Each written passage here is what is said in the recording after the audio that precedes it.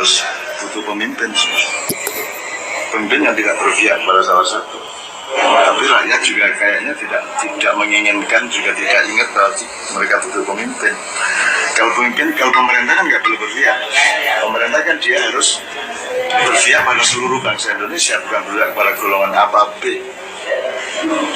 Bukan 212 dengan lawannya. Maksud sekarang 212 lawan pemerintahan ya salah. Jadi nggak bisa. Harus ada pemimpin besar, harus ada kepemimpinan yang benar. Apa yang dilakukan Amin Rais, Luhut segala macam itu kan cuma gatal dikukur digaruk meledak, bagaimana lagi? Yang bisa akan gatal lagi, digaruk lagi. Artinya memang kan, makanya sekarang saya bergaul sama anak muda 18 sampai 35. Mereka saya ikut nyiapin lah, kamu harus bergaul, kamu jadi pemimpin yang tidak seperti sekarang.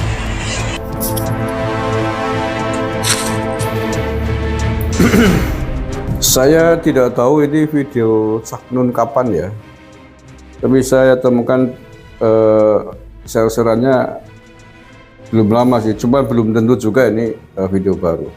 Tetapi apapun itu, lama ataupun baru, tapi yang penting substansinya yang ingin saya tanggapi. Yang pertama, dia masih menganggap, Cak Nun masih menganggap bahwa pemimpin hari ini pemimpin yang salah gitu. Pemimpin yang nggak benar gitu. Pemimpin yang berpihak. Mestinya pemimpin presiden itu tidak berpihak kepada siapapun, harus berpihak kepada bangsa dan negara. Ya betul, kalau itu betul, saya sepakat.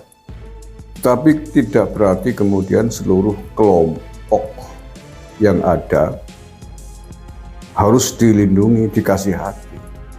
Kalau kelompok-kelompok itu memang mempunyai frekuensi, mempunyai server yang sama dalam konteks kepentingan bangsa dan negara, menuju masa depan Indonesia yang baik, menuju Indonesia sesuai dengan prinsip-prinsip berbangsa bernegara, merekatkan persatuan, merekatkan Bhinneka Tunggal Ika. Ya, yuk kita bersama-sama sepakat seluruh kelompok, apapun itu latar belakangnya, apapun itu agamanya, apalagi Islam ya sebagai agama mayoritas di negara ini, harus kita lindungi, harus kita rangkul bersama-sama. Ya karena itu prinsip kita, Bhinneka Tunggal Ika.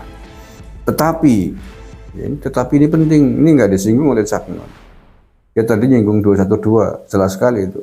Tetapi kelompok yang justru ingin merusak negara kesatuan Republik Indonesia, yang merusak Bhinneka Tunggal Ika, yang ingin mengganti NKRI, ingin menggulingkan Pancasila dengan sistem khilafah. Apakah ini kelompok yang harus dirangkul juga? Saya tidak sepakat. Dirangkul ya, diingatkan, oke, saya sepakat ingatkan, hei drone, wahai kalian siapapun Anda yang selalu koar-koar ingin mewujudkan khilafah, ingin menghancurkan demokrasi di Indonesia ini, karena menurut Anda demokrasi adalah sistem kafir. Pancasila katanya dasar negara orang kafir, tauhid. Maka mari kita hancurkan, kita bentuk khilafah.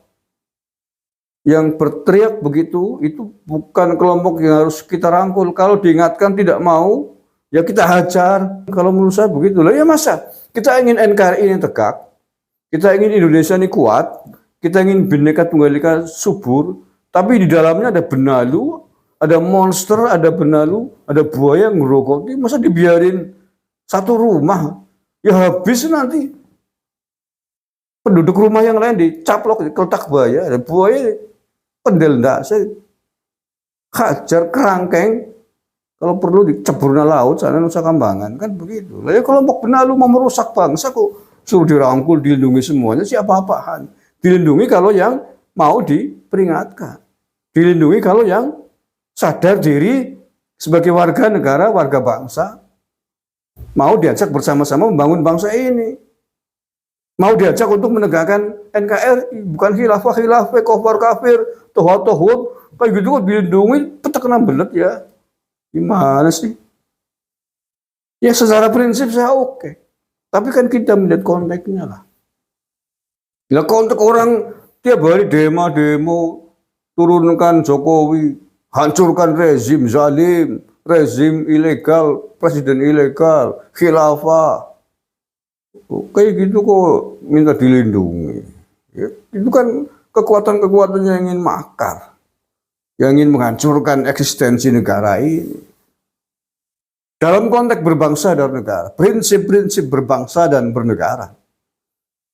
Prinsip kita punya dasar negara Pancasila, Undang-Undang Dasar 45, Bhinneka Tunggal Ika, semua itu prinsip-prinsip kita di dalam berbangsa dan bernegara itu tidak boleh diganggu-gugat oleh siapapun, oleh kelompok manapun, atas nama agama apapun.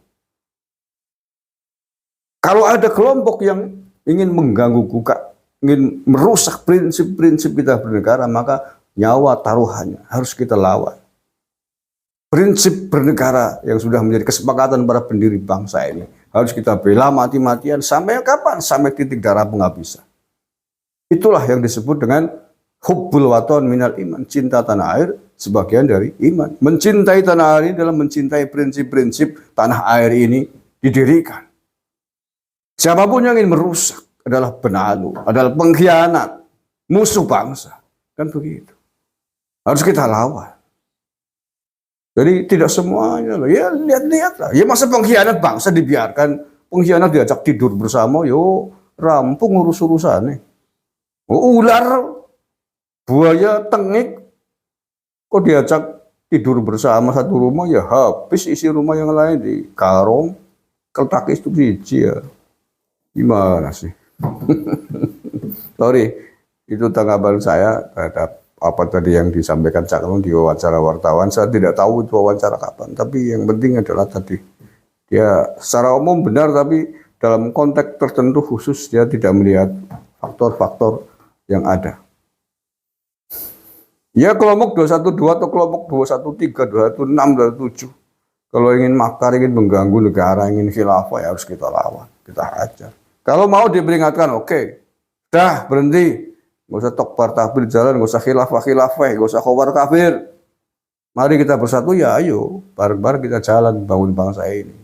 Tapi kalau nggak mau, masih tetap bertohat tohutria, berkofar kafiria, khilafah ya, pentung dah asing. Emosi gue nggak kayak gini loh. Terima kasih. Billahi taufik wal hidayah wa ridha wal inayah. Wa'afu minkum. Wallahul muwaffiq ila aqwamit thoriq. Tuku kupat disiram santen, sedaya lepat nyuwun pangapunten. Kayak mubalik. Assalamualaikum warahmatullahi wabarakatuh. NKRI harga mati.